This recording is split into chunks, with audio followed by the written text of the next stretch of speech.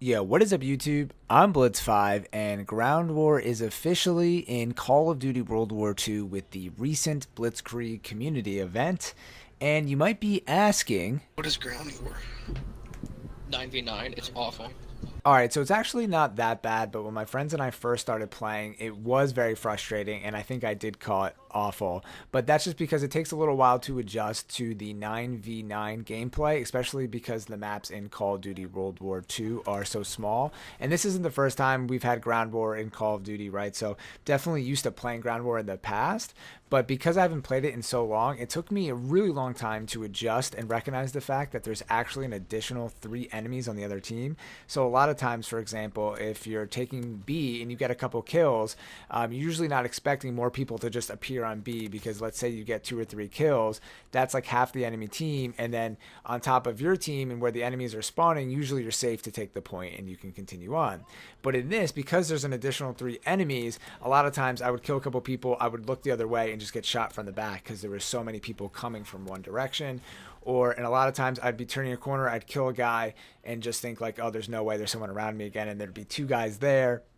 So my biggest advice if you're playing Ground War is, especially on the smaller maps, is to be prepared for a lot of enemies, like do less sprinting, be prepared to aim around corners and just engage the enemy around all times. And I feel like that will make it a little bit better. And then if you keep trying to run in, do all this stuff, you're just going to get annihilated from all sides. So that will definitely make it kind of frustrating.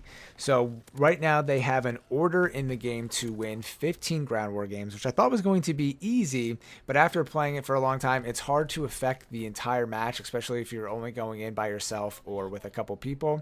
Normally when I'm playing with my friends, if we have a party of 3 or more, we're big enough in the game that if we play well, we can make sure that we get the victory, we win the match.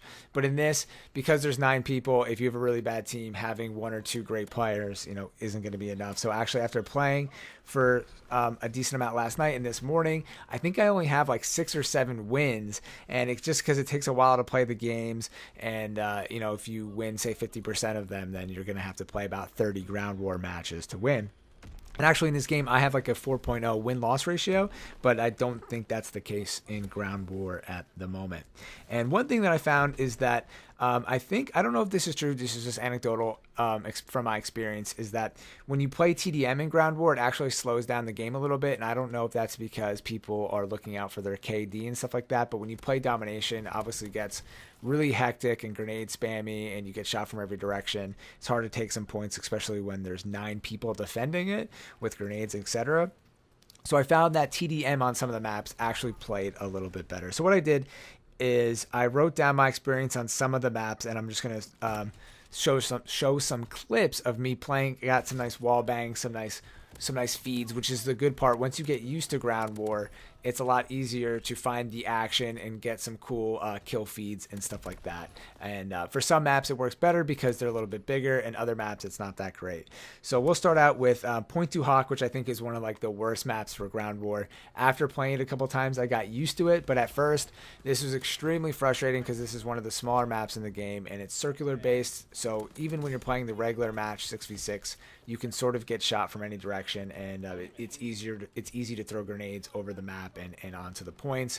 So with 9 people, this was extremely hectic, getting shot from every direction. Like I said, at this point, if you're in the middle of the map, there's really no point to sprinting around. You should always get ready to engage somebody or hip fire because there's just so many enemies. So I didn't really enjoy Point 2 Hawk.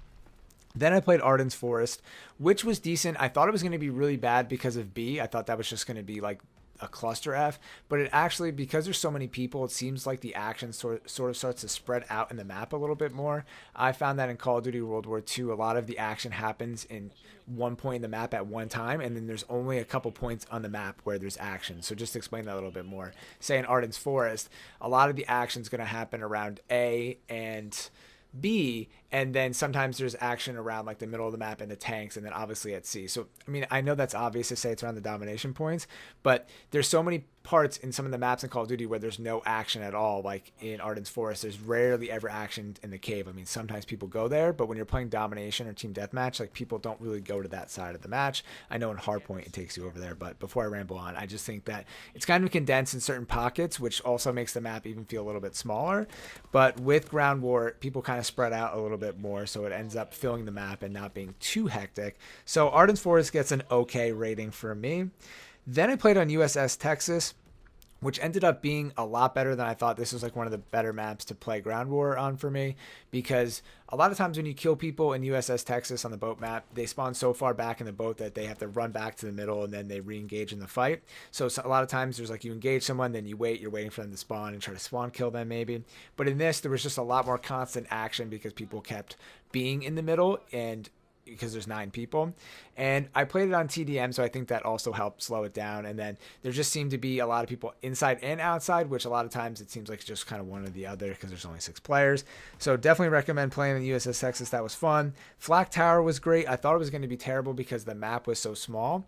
But like I said, I think it fills out the map a little bit more. So instead of just fighting on the left side of the map and then going to the right side and fighting, it seemed like people were all spread out across the map left to right. So there was kind of like 3 on the left side, 3 in the middle, and then 3 on the right. And there was just action all over the place. Got a lot of good feeds on there, and ended up playing well. So let's see. That was USS Texas, Point 2 Hawk, Flak Tower. Oh, I played Aiken, which didn't really play that well.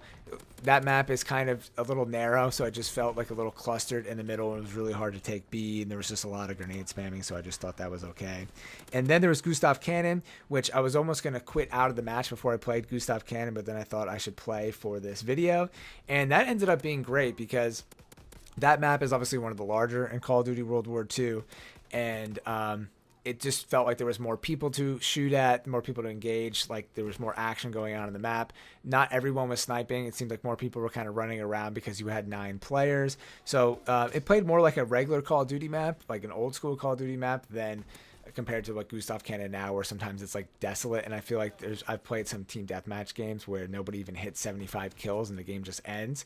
So with maps like Gustav Cannon, Ground War is huge because it kind of needs some extra people on the map, and it makes it more playable in my opinion. So that was good. And then also now there's Ground War in the War playlist. So it's called Ground War War. So I played a little bit of this. War doesn't really do it for me anymore now that it's been in the game for so long. It doesn't really count towards your stats, but this is where Ground War 9v9 gameplay works out really well because they already have AI in some of the maps in the War playlist, so there's already been more people. It's always felt like there's been more than 6 people to begin with, but since there's respawn timers and the map is pretty large, well, I know it condenses into each section, but because the maps are pretty big and you play through the whole game, like the whole map one piece at a time, it just seemed like it was more suitable for the 9 versus 9 action. And it didn't feel too spammy in some areas when you're planting the bomb or like taking objective in certain areas. Obviously it gets a little crazy, but it seems like this works out better than that, and it was a lot more fun. There's a lot more action. Like I said, when there's just more stuff going on and more people to shoot at, more stuff to engage, you're constantly in the fight, then it gets a little bit more intense, a little bit more exciting. But like I said, if you're not ready for it and you're not prepared to like turn the corner and there's going to be a million guys there, then you're just going to get destroyed and just keep dying over and over and over again. But I think this plays better in War, so I would definitely recommend giving that a try, and then checking out Ground War. And if you're going to try to do the orders, then go ahead and do that. So that's it for Ground War. Not so bad. Once I finish the order, though, I think I'm going to be moving on and not really playing this.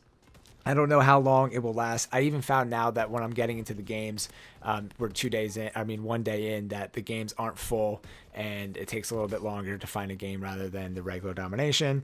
So we'll see how long this lasts in Call of Duty World War II. And as always, thank you guys for watching. I'm Blitz5. Please subscribe to my page for more Call of Duty videos and other video game content, and plus some other stuff that I post on my YouTube page, getting close to 1,000 subscribers. So as always, thank you all for watching, and peace out.